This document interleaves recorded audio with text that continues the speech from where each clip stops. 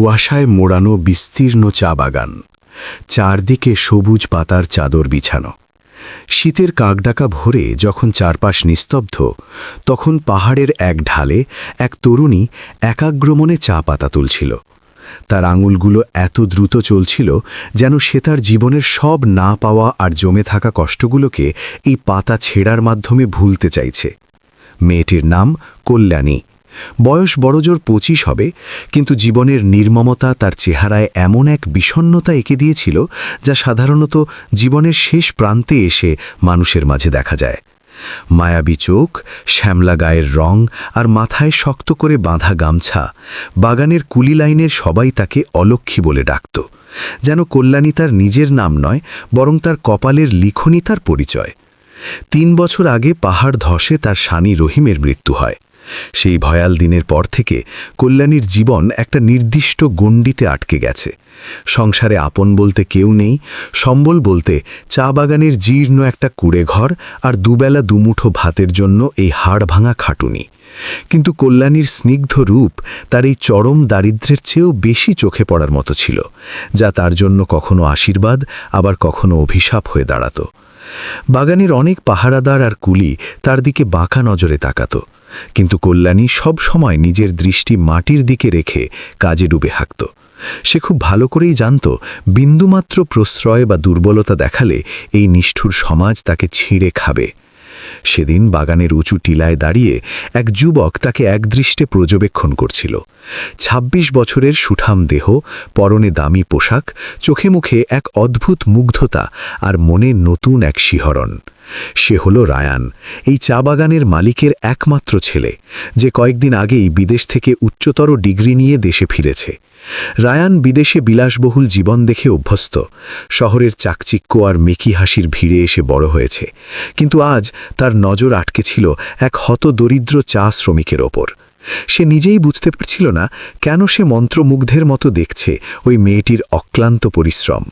কল্যাণীর হাতে কড়া পড়ে গেছে, শীতে পা ফেটে চৌচির, পায়ে ভালো জুতোও নেই, তবু তার কাজ থেমে নেই।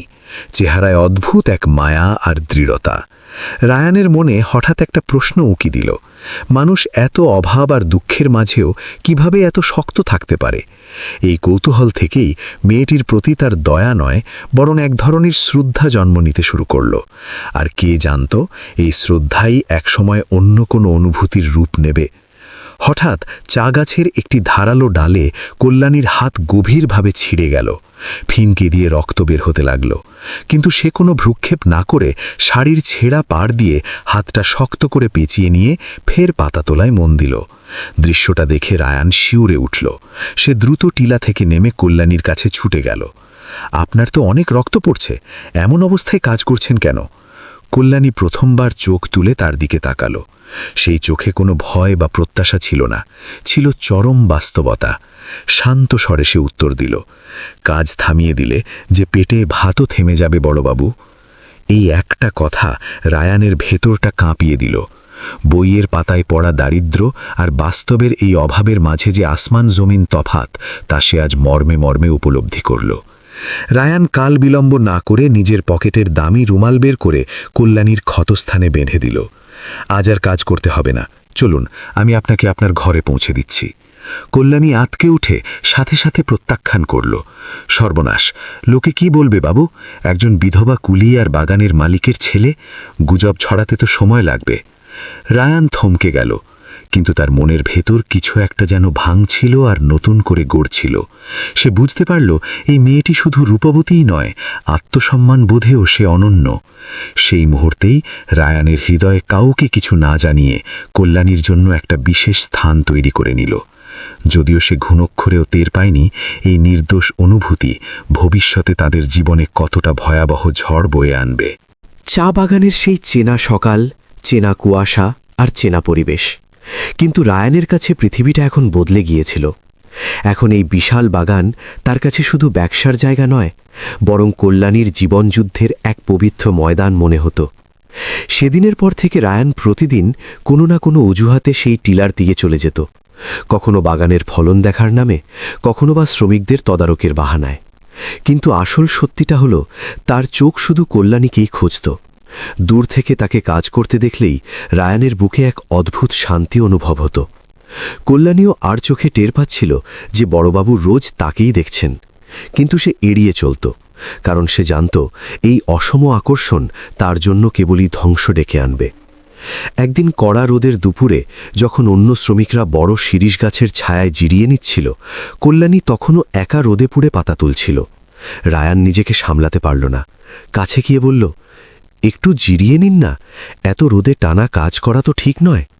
কল্যাণী নিজের কাজ করতে করতেই নিরুত্তাপ গলায় বলল, যাদের গোলায় চাল থাকে তারা জিরানোর সময় পায় বাবু, আমাদের মতো গরিবের কাছে এক একটা মিনিটের দাম জীবনের সমান।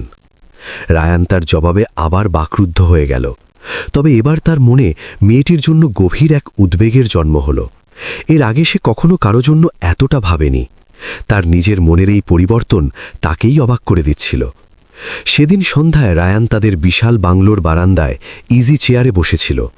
সামনে দিগন্ত বিস্তৃত চা বাগান, কিন্তু তার চোখের পর্দায় কেবল কল্যাণীর মুখচ্ছবি ভাসছিল। মেয়েটির অসহায়ত্ব, তার তেজ, তার লড়াই সব যেন একটা ঘোরের মতো কাজ করছিল। ঠিক তখন তার ছোটবেলার বন্ধু আবির এসে কাঁধে হাত রাখল। কিরে রায়ান, আজকাল তোকে খুব আনমনা লাগে? রায়ান প্রথমে কথাটা এড়িয়ে দিতে চাইল, কিন্তু পরে হঠাৎ করেই বলে বসল, আচ্ছা আবির, কোনো অসহায় গরিব একলা মেয়ের প্রতি যদি মনে আলাদা টান তৈরি হয় তবে সেটাকে কি বলে রে? আবির মুচকি হেসে বলল, কি আবার বলবে, সোজা বাংলায় একেই তো প্রেম বলে। রায়ান চমকে উঠে বলল, আরে না, ওরকম কিছু না। কিন্তু তার অবচেতন মন ফিসফিস করে বলে উঠল, হ্যাঁ ঠিক তাই। আবির একটু সিরিয়াস হয়ে জিজ্ঞেস করল, তা মেয়েটিকে? রায়ান যখন ধীরে ধীরে কল্যাণীর নাম উচ্চারণ করল, আবিরের মুখটা ফ্যাকাশে হয়ে গেল। তোর কি মাথা খারাপ হয়ে গেছে রায়ান? ও একজন কুলি, তার উপর বিধবা, আর তুই এই পুরো এস্টেটের মালিকের ছেলে। এই সমাজ তোকে আস্ত রাখবে না। রায়ান চুপ করে রইল, কিন্তু এই প্রথমবারের মতো তার মন সমাজের নিয়মগুলোর যৌক্তিকতা নিয়ে প্রশ্ন তুলল। একজন বিধবাকে ভালোবাসা কি কোনো অপরাধ? সেই যাতে রায়ান দু চোখের পাতা এক করতে পারল না। কল্যাণীর বলা প্রতিটি কথা তার কানে বাজছিল। ধীরে ধীরে সে একটা কঠিন সিদ্ধান্তের দিকে এগোতে লাগল। এদিকে কল্যাণীও ভেতরে ভেতরে ভীষণ আতঙ্কিত হয়ে পড়েছিল। সে রায়ানের চোখের ভাষা পড়তে পারছিল, আর এই পরিবর্তন তার কাছে বিপদের ঘণ্টার মতো মনে হচ্ছিল। সে খুব ভালো করেই জানত, কুলি লাইনের কেউ যদি এই নিয়ে কানাঘোষা শুরু করে তবে তার সামান্য সম্মানটুকুও ধুলোয় মিশে যাবে। পরের দিন যখন রায়ান বাগানে এলো, কল্যাণী আপ্রাণ চেষ্টা করল তার কাছ থেকে দূরত্ব বজায় রাখার। সে অন্যদিকে মুখ ঘুরিয়ে কাজ করছিল এবং কথা বলা এড়াতে চাইল, কিন্তু রায়ান নাছোড়বন্ধা। সে সোজা কল্যাণীর সামনে গিয়ে দাঁড়াল। আপনি আমাকে দেখে এভাবে পালিয়ে বেড়াচ্ছেন কেন? কল্যাণী এবার একটু রুক্ষ স্বরেই বলল, কারণ আমার নিজের ইজ্জতের ভয় আছে বাবু, আপনারও নিজের সম্মান বাঁচিয়ে চলা উচিত। রায়ান তার কথায় একটু থমকে গেলেও এবার হার মানল না।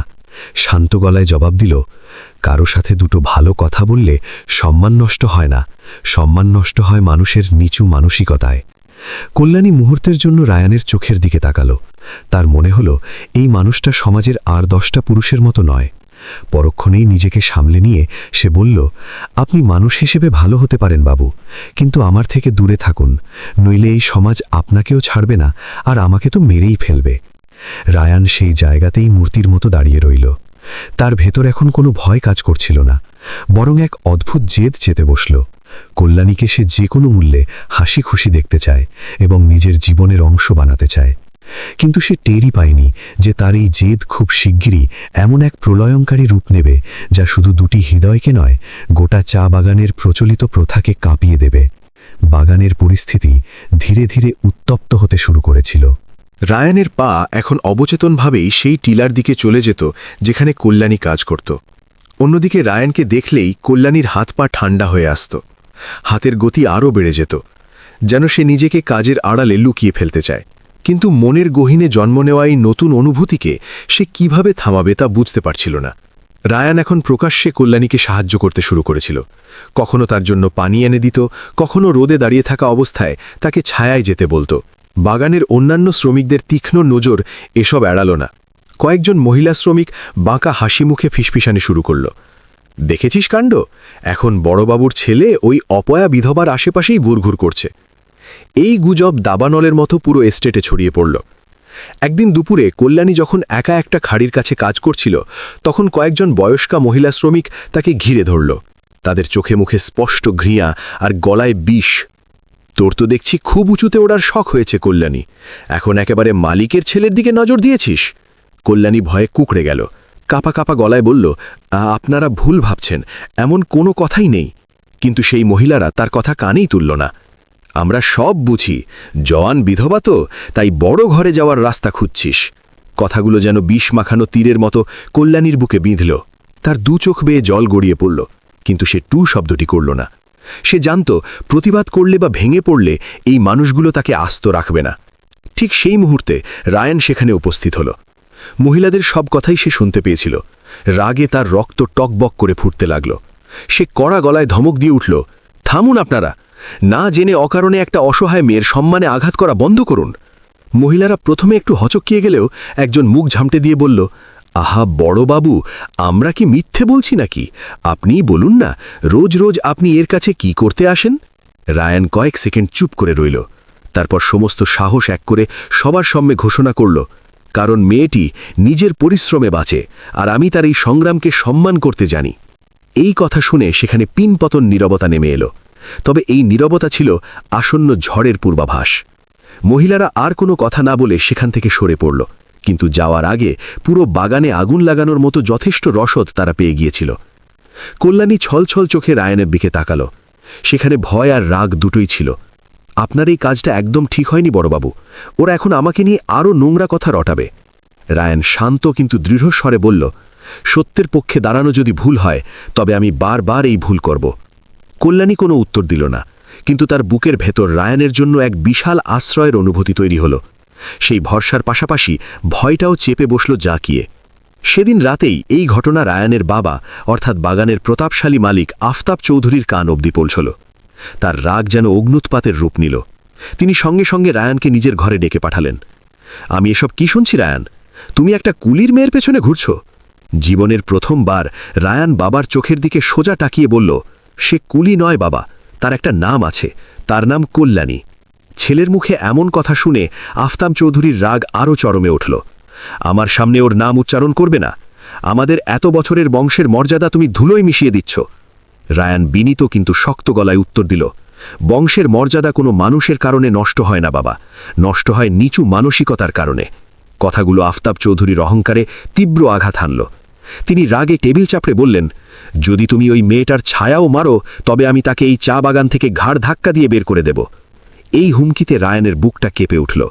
সে প্রথমবার উপলব্ধি করল যে এটা আর শুধু তার আর কল্যাণীর মনের ব্যাপার নয়, এটা এখন ক্ষমতার সাথে এক অসম যুদ্ধে পরিণত হয়েছে। অন্যদিকে নিজের স্যাঁতস্যাঁতে অন্ধকার ঘরে বসে কল্যাণী অঝরে কাঁদছিল। তার বারবার মনে হচ্ছিল তার মতো এক অভাগীর জন্যই আজ রায়ানের জীবনটা নষ্ট হতে বসেছে। সে নিজেকে ধিক্কার দিচ্ছিল, কেন আমার এই রূপ হল, কেন আমি বিধবা হলাম। তার বুক ফাটা কান্নার শব্দ সেই ছোট্ট কুঁড়ে ঘরের দেয়ালগুলোতে ধাক্কা খেয়ে ফিরে আসছিল। কিন্তু সে জানতেই পারেনি যে তার ভাগ্য নিয়ে বাইরে এর চেয়েও ভয়ঙ্কর এক পরিস্থিতি তৈরি হচ্ছে। এস্টেটের সর্দার আর মাতব্বররা মিলে সালিশ ডাকার প্রস্তুতি নিচ্ছিল। আর এই সালিশ মানেই হল ন্যায় বিচার নয়, বরং অন্ধ সমাজের একতরফা রায় চাপিয়ে দেওয়া। সেই রাতে পুরো কুলি লাইনে যেন এক অদৃশ্য ঝড় নেমে এসেছিল। চায়ের দোকান, মোড়ের আড্ডা, সব জায়গায় একটাই মুখরোচক আলোচনা, মালিকের ছেলে আর এক যুবতী বিধবা শ্রমিকের সম্পর্ক।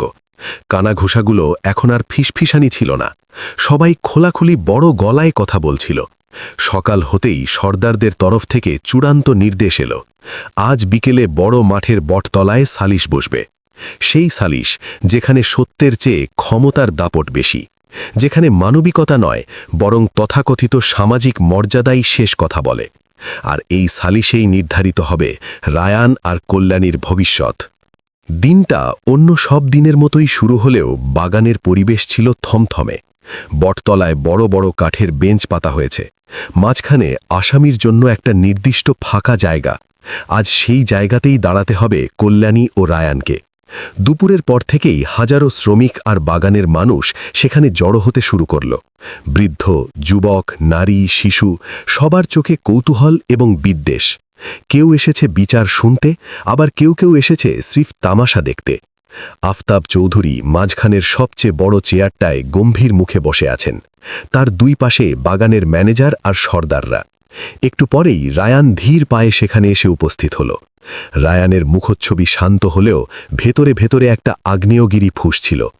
উপস্থিত প্রতিটি মানুষ তাকে এমনভাবে দেখছিল যেন সে কোনো মারাত্মক অপরাধী।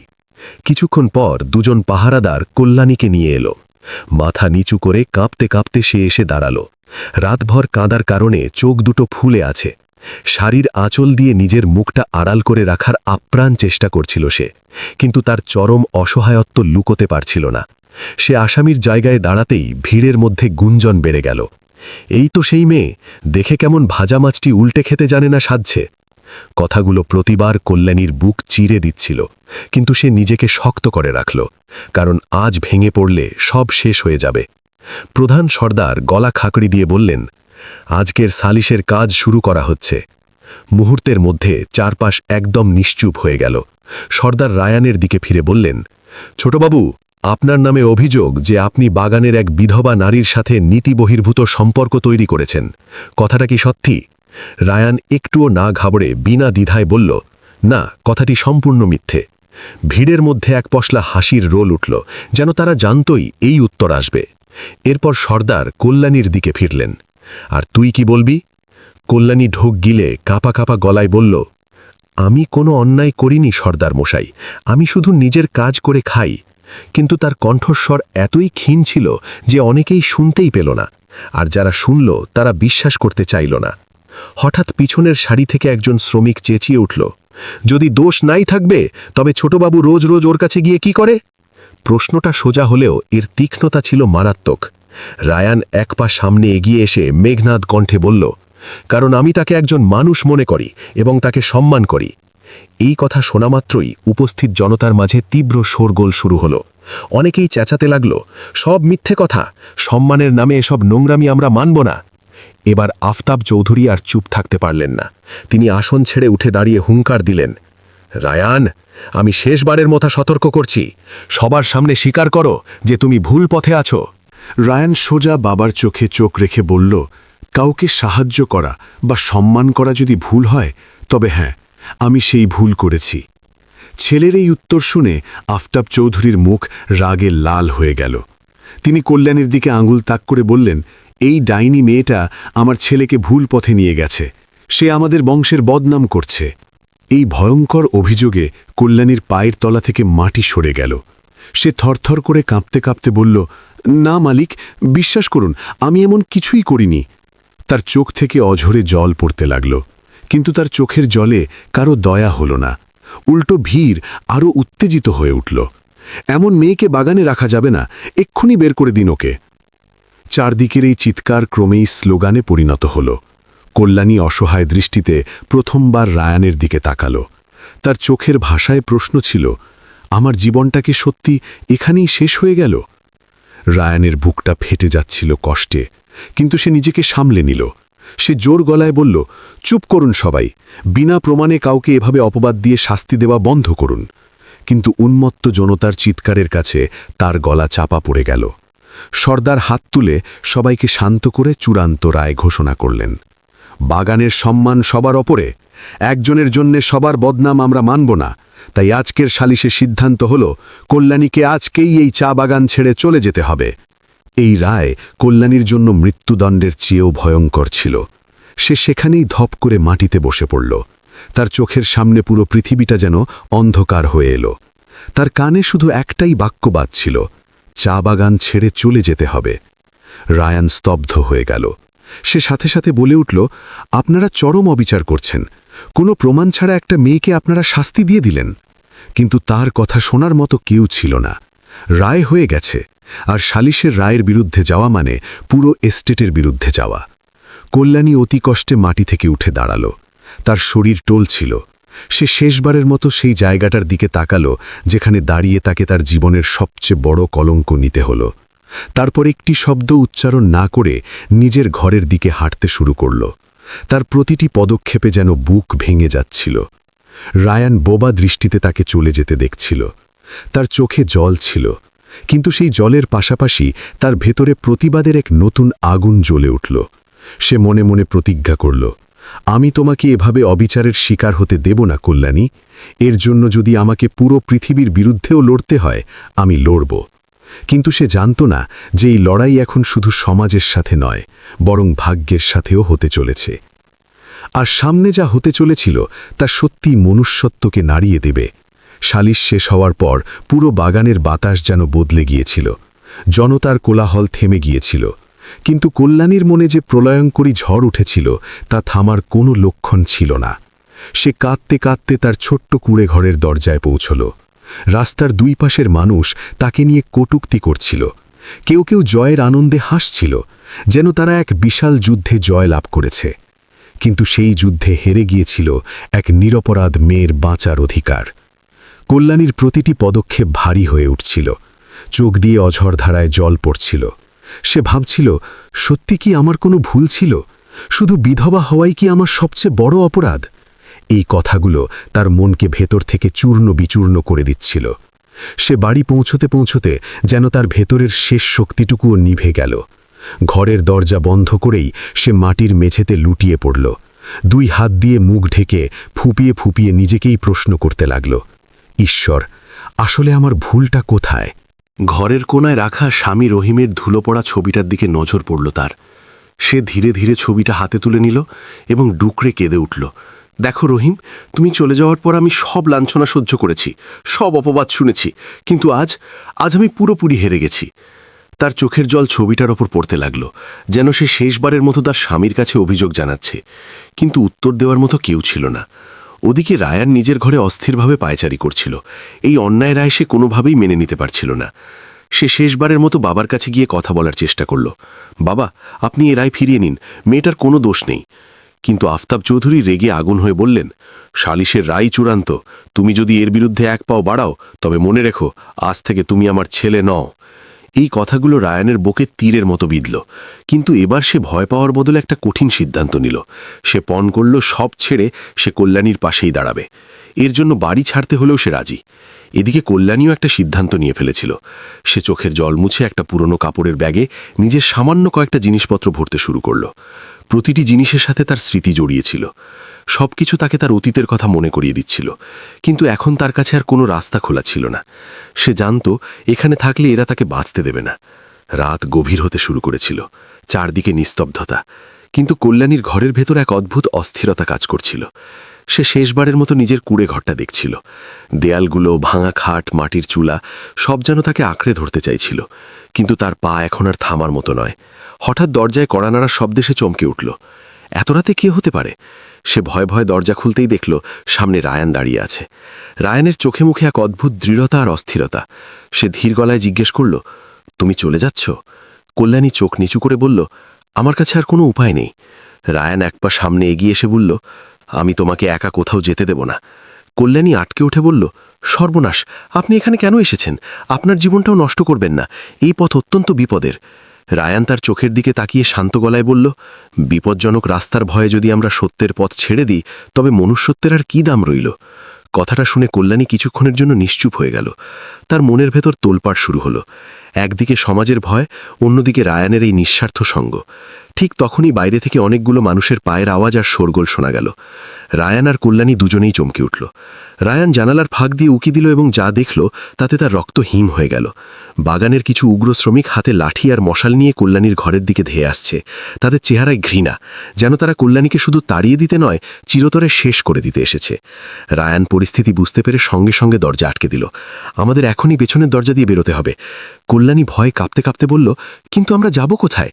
রায়ান তার হাত শক্ত করে ধরে বলল, যেখানে মনুষ্যত্ব বেঁচে আছে। বাইরে তখন দরজায় প্রচণ্ড ধাক্কা পড়ছে। দরজা খোল, আজ একে শিক্ষা দিয়েই ছাড়ব। আওয়াজগুলো আরও ভয়ানক হয়ে উঠছিল। কল্যাণী থরথর করে কাঁপতে শুরু করল। রায়ান তাকে সামলে নিয়ে বলল, ভয় পেও না, আমি আছি তো।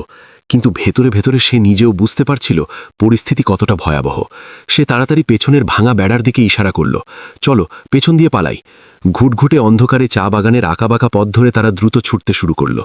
পেছনের লোকগুলো টের পেয়ে ধাওয়া করল, ওদের পালাতে দিস না, ধর। হঠাৎ অন্ধকারে হোঁচট খেয়ে কল্যাণী মাটিতে ছিটকে পড়ল। যন্ত্রণায় সে কুকরিয়ে উঠল, আমি আর দৌড়াতে পারছি না, আপনি আমাকে ফেলে চলে যান। রায়ান দাঁতে দাঁত চেপে বলল, আমি তোমাকে ছেড়ে কোথাও যাব না। সে কল্যাণীকে টেনে তুলল, দুজনে আবার ছুটতে শুরু করল। কিন্তু লোকগুলো এবার খুব কাছাকাছি চলে এসেছে। ঠিক তখনই পেছন থেকে উড়ে আসা একটা ইটের টুকরো রায়ানের কাঁধে প্রচণ্ড জোরে আঘাত করল। যন্ত্রণায় সে আর্তনাদ করে উঠল। কল্যাণী চিৎকার করে উঠল, রায়ান! কিন্তু রায়ান নিজেকে সামলে নিল।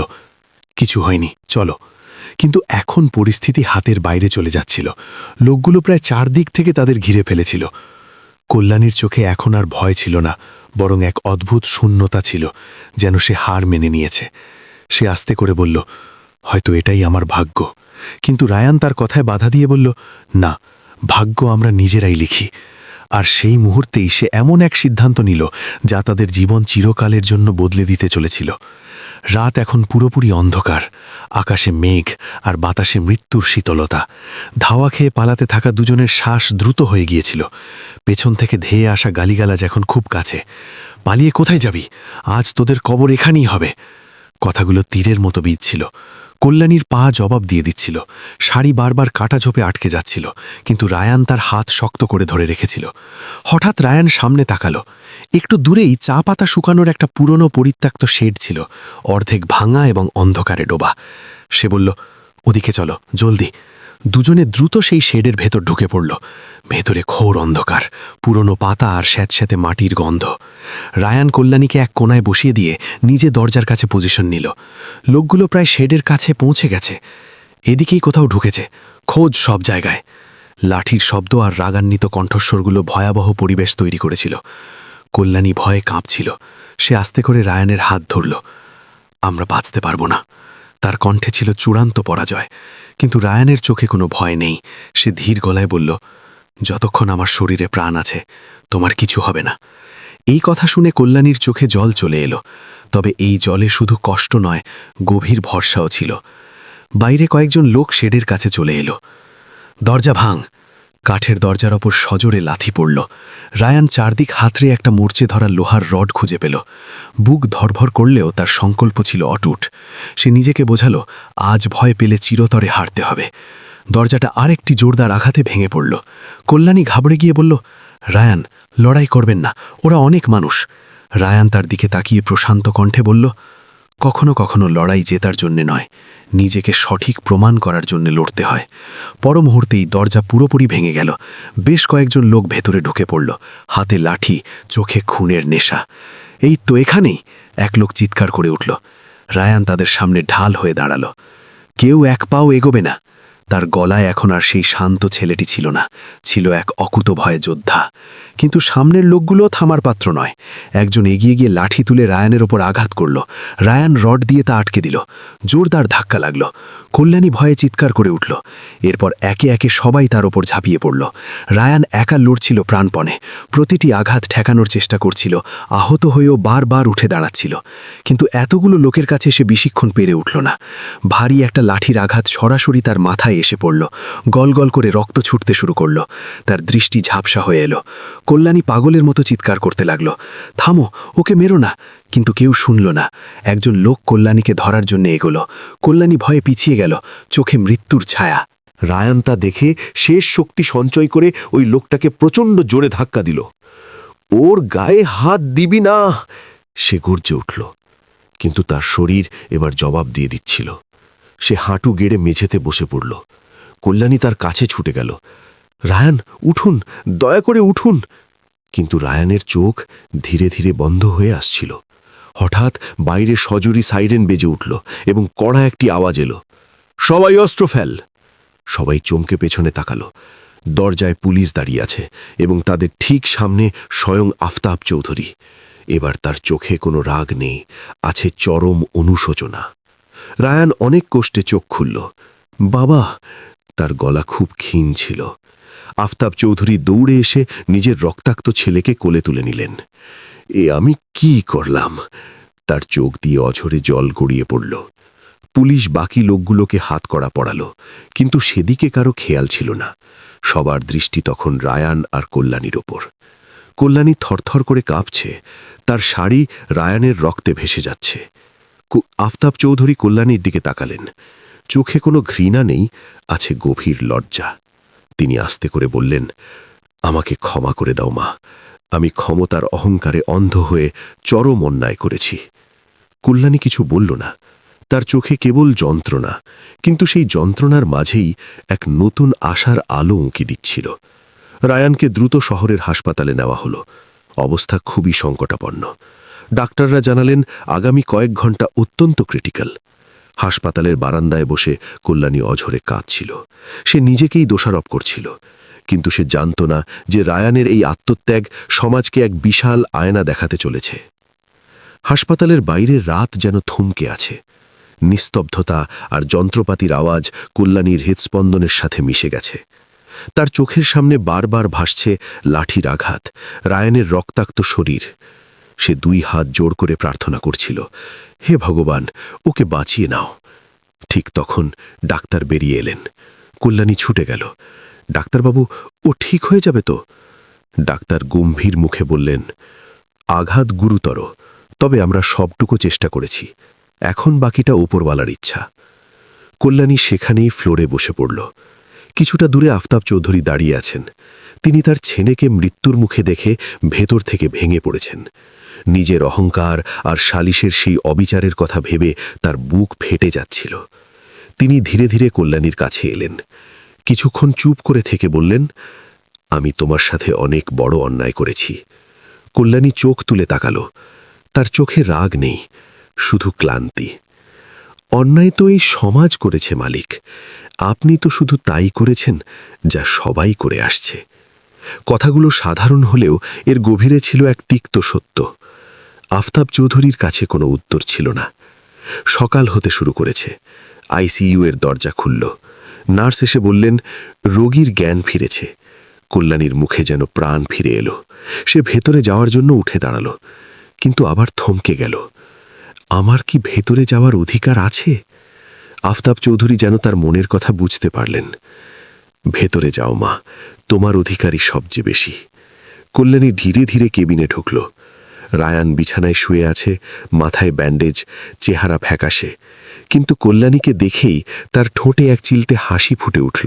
তুমি ঠিক আছো তো? রায়ানের এই প্রশ্ন শুনে কল্যাণী কান্নায় ভেঙে পড়ল। নিজের এই অবস্থা, আর আপনি আমার কথা ভাবছেন? রায়ান ধীর কণ্ঠে বলল, তোমার কিছু হয়ে গেলে আমি নিজেকে কখনো ক্ষমা করতে পারতাম না। কল্যাণী চুপ হয়ে গেল। বাইরে বাগানে তখন পরিস্থিতি অন্যরকম। পুলিশ অনেককে গ্রেপ্তার করেছে। সালিশের রায় নিয়ে শ্রমিকদের মাঝেই প্রশ্ন উঠেছে।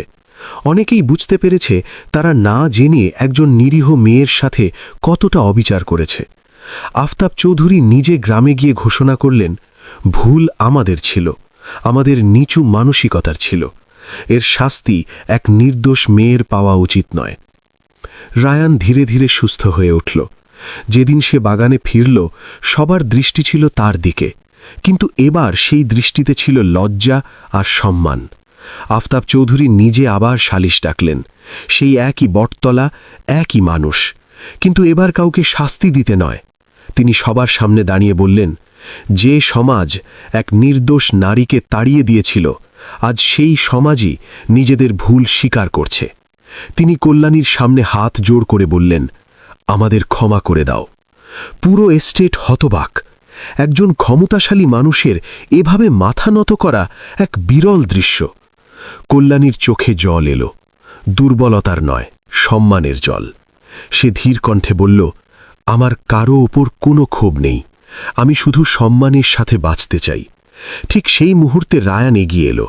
সে সবার সামনে বলল, আমি কল্যাণীকে সম্মান করি, আর সে যদি রাজি থাকে আমি তাকে আমার জীবনের অংশ বানাতে চাই। বাগানে আবার শোরগোল উঠল, কিন্তু এবার কেউ আর বিরোধিতা করল না। সবার দৃষ্টি কল্যাণীর দিকে। কল্যাণী কিছুক্ষণের জন্য নীরব রইল। তারপর সে রায়ানের দিকে তাকাল। সেই একই নির্ভরতা। সে দীর্ঘশ্বাস নিয়ে বলল, যদি এই সম্পর্কে সম্মান থাকে তবে আমি রাজি। পুরো পরিবেশে এক নতুন আলোর ছটা ছড়িয়ে পড়ল।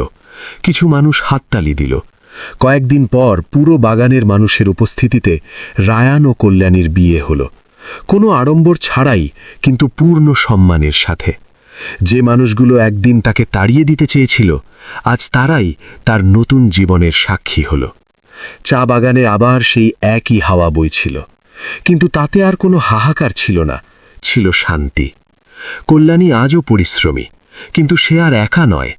তার সাথে এমন এক মানুষ আছে যে সমাজকে হারিয়ে মনুষ্যত্বকে জয় করেছে। এই গল্পটি সবাইকে শিখিয়ে দিল যে সামাজিক মর্যাদার চেয়ে মানুষের মনের পবিত্রতা অনেক বড়, আর সত্যিকারের ভালোবাসা যে কোনো কুসংস্কারের শিকড় উপড়ে ফেলতে পারে।